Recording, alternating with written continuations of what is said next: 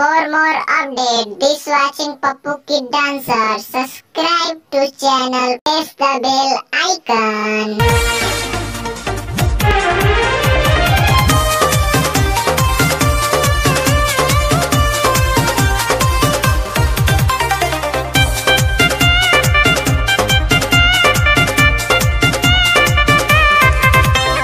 सजल बा माई के दुआरी, उमड़ल बा भीड़ बड़ी भारी। सजल बा माई के दुआरी, उमड़ल बा भीड़ बड़ी भारी। पर साल रह गईनी बहारा रे, गाँव के न देखनी दशहरा रे।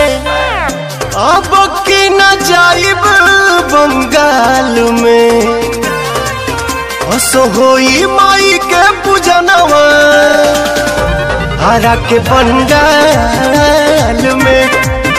खूबे बाजी पवन के भजनवा छपरा के पंडाल में।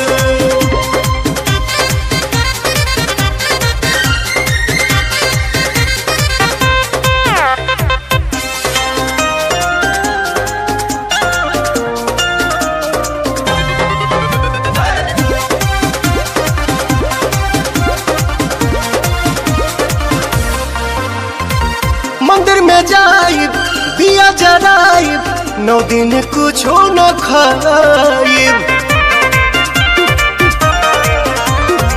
दर्शन पाइब सिरवा झुकाइब, चरण पर चुनरी चढ़ाइब।